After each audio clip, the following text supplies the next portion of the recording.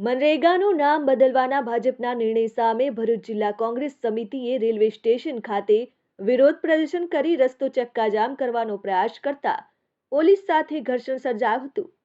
આગેવાનો કાર્યકરોએ ધરણા પ્રદર્શન કરી સૂત્રોચ્ચાર કરી ભાજપા સરકારના મહાત્મા ગાંધી રાષ્ટ્રીય ગ્રામીણ રોજગાર ગેરંટી અધિનિયમનું નામ બદલીને વિકસિત ભારત ગેરંટી ફોર રોજગાર એન્ડ આજીવિકા મિશન 2025 એટલે કે વીબીજી રામજી રાખવામાં આવતા ભરૂચ કોંગ્રેસ દ્વારા જિલ્લા પ્રમુખ રાજેન્દ્રસિંહ રણાની આગેવાનીમાં રેલવે સ્ટેશન ખાતે ડોક્ટર બાબા સાહેબ આંબેડકરની પ્રતિમાને ફૂલહાર કર્યા બાદ સૂત્રોચ્ચાર સાથે વિરોધ પ્રદર્શન કરી રસ્તો ચક્કાજામ કરવાના પ્રયાસ કરતા પોલીસ દ્વારા તેઓને અટકાવવાના પ્રયાસો કરવામાં આવતા એક સમયે ઘર્ષણના દ્રશ્યો સર્જાયા હતા।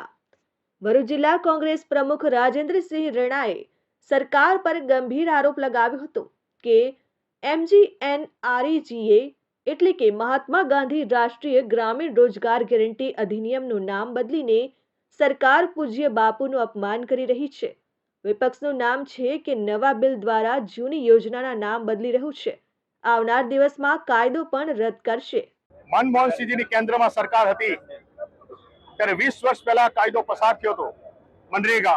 આખા વિશ્વએ એની નોંધ લીધી હતી અને આ કાયદાનું અનુકરણ વિશ્વમાં લોકોએ કરેલું છે।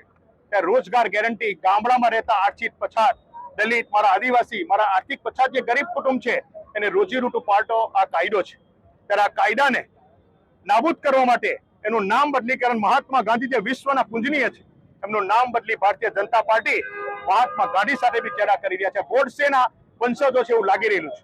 ત્યારે એનો સખત શબ્દોમાં કોંગ્રેસ વિરોધ કરે છે। મનરેગા યોજનાનું નામ બદલે છે પણ આમાં જે કરોડો રૂપિયાનો ગ્રામ પંચાયતના સરપંચથી લઈ તાલુકા પંચાયતના ભારતીય જનતા પાર્ટીના આગેવાનોથી લઈ સંસદ સભ્ય સુધીનો ભ્રષ્ટાચાર લોકસભા સુધી જે થયેલો છે એ ફાઇલોને દબાવવા માટે એને બિલકુલ બંધ કરવા માટે મારા ભરૂચ જિલ્લામાં વાત કરીશ તો કરોડો રૂપિયા એકાઉન્ટમાં જમા થયેલા છે એની બી તપાસ બંધ કરવા માટે આ યોજના બંધ કરવા ભારતીય જનતા પાર્ટી જઈ રહેલી છે।